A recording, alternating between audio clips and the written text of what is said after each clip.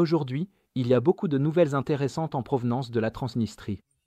Avec des réserves de gaz épuisées, une production d'énergie réduite de moitié et Moscou qui prévoit le déploiement de 10 000 soldats, l'enclave devient rapidement à la fois un fardeau et un point de tension.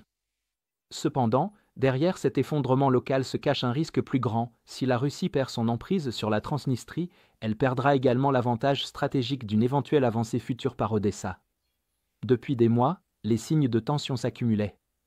En janvier, l'Ukraine a coupé le transit du gaz russe sur son territoire, n'étant plus disposée à jouer le rôle d'intermédiaire dans un commerce qui finançait indirectement l'effort de guerre du Kremlin.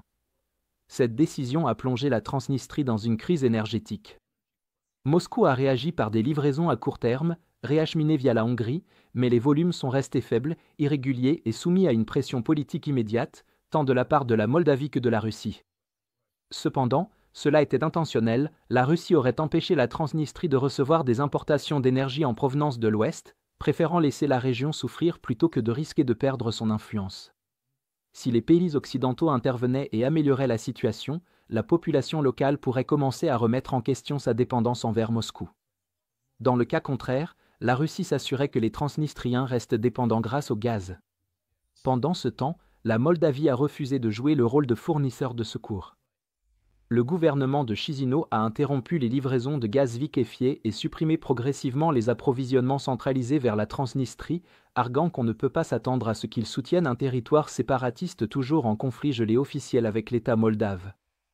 Parallèlement, la Russie aurait fait pression sur la direction transnistrienne pour qu'elle refuse toute aide occidentale, isolant davantage la région. Sans route de transit officielle, sans contrat et sans réserve de secours, l'économie de la région s'est effondrée. La production industrielle a chuté de 43%, le commerce a diminué de 31,5%, la production d'énergie a été réduite de moitié et la production des industries métallurgiques et chimiques a baissé de plus de 60%. Cela a des effets désastreux sur l'économie transnistrienne, avec un PIB qui devrait reculer de 12% et une inflation qui devrait grimper de 16%, ce qui amène les Transnistriens à douter de l'intérêt de poursuivre leur coopération avec la Russie.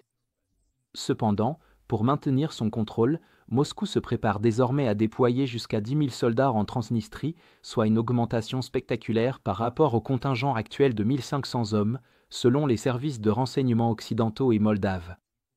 Il ne s'agit pas d'un positionnement défensif, mais d'une manœuvre préventive visant à sécuriser la dernière position russe à l'ouest de l'Ukraine avant qu'elle ne devienne irrécupérable.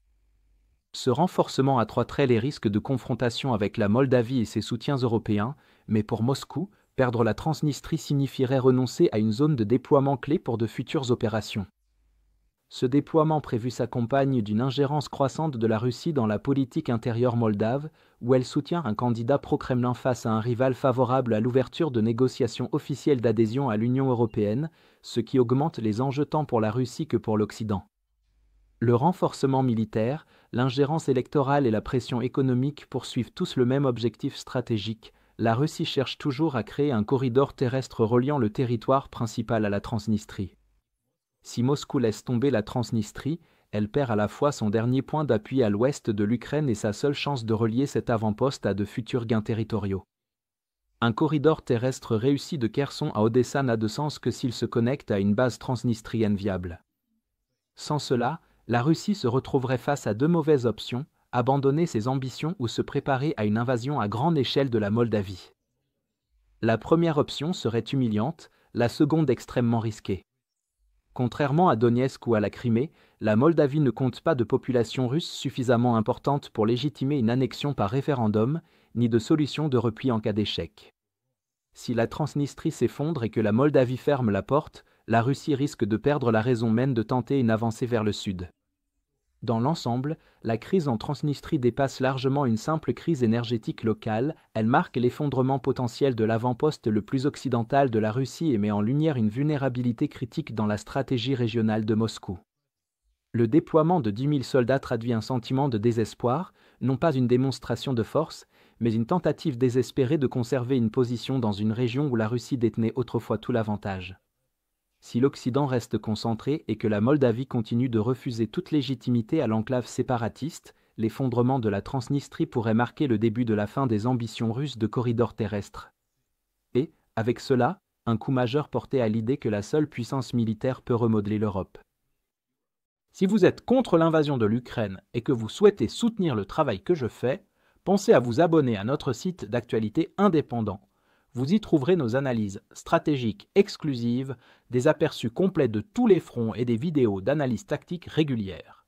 En vous abonnant, vous montrerez non seulement votre soutien à cette chaîne, mais vous aiderez également à défendre le journalisme indépendant.